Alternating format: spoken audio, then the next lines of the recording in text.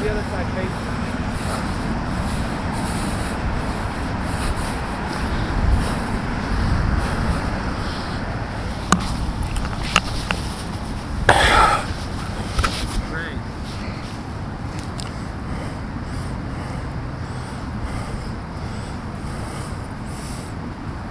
He'll be talking to me. Okay. Okay. We got the mic there? Yeah. Alright, perfect.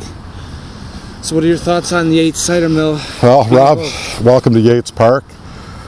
This is a Metro Detroit, southeastern Michigan, Rochester Hills, historic park, really. We've got the broken trestle. Was used for a canal, the Clinton River Canal. In many years time ago. Basically, despite the monstrous telephone towers and wires and stuff like that, we usually get caught more in the nature elements, the surroundings, the trees, the birds, the fish, the leaves. Obviously, there's no foliage on the trees, so it does look a little naked or barren. You know, family fun comes to mind when I think of Yates. Family fun. Family fun. Let's just have a regular conversation. Okay, all right. Yeah. Like when I think about Yates, I think about family fun. Family fun. Yeah. And historically, I don't think many people understand or appreciate the river for what it really is. I know. Am I wrong about that?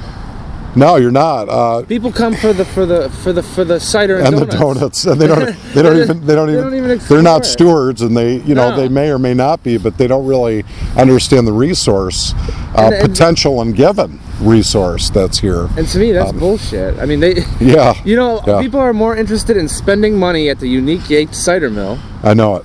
Than they do sitting there and just enjoying the river. I mean.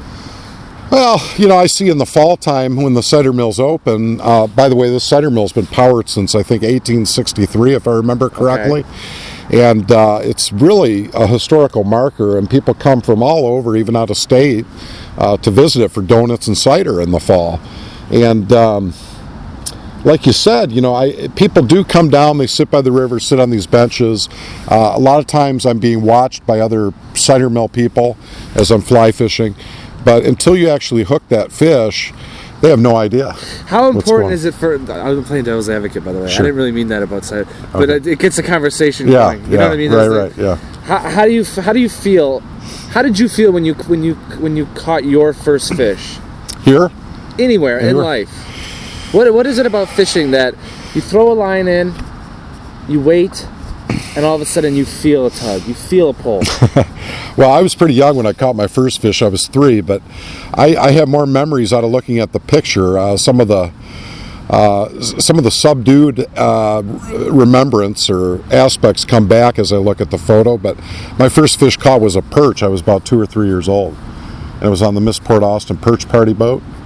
But I just remember pulling it in myself. It was a nice jumbo 12, 13-inch perch. I think we either released it or kept it for dinner, if I recall. And it just, there's something that comes over you because it's like man versus nature or boy versus nature at a young age, And when I fish here, it's the same thing, but I've graduated from the bait fishing level, which I did there then, to the now, which is more fly fishing, What would be your hopes for this project in general?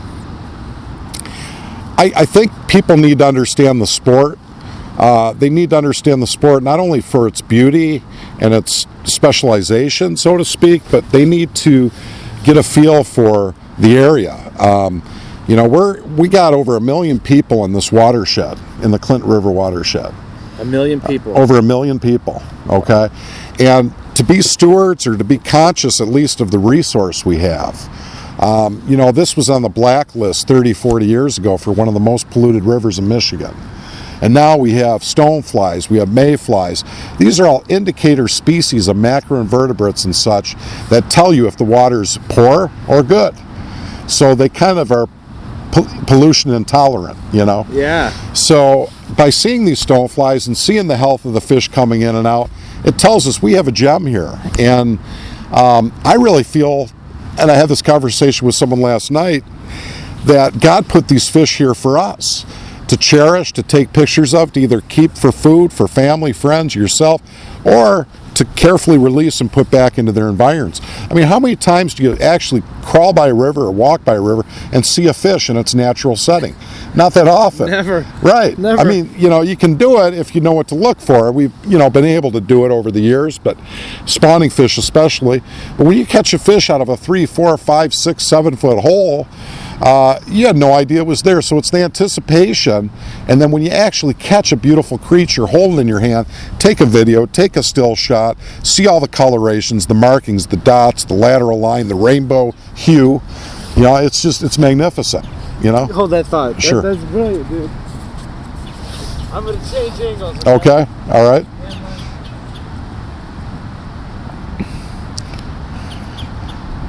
Hey, say your quote again. Your quote that you like to say.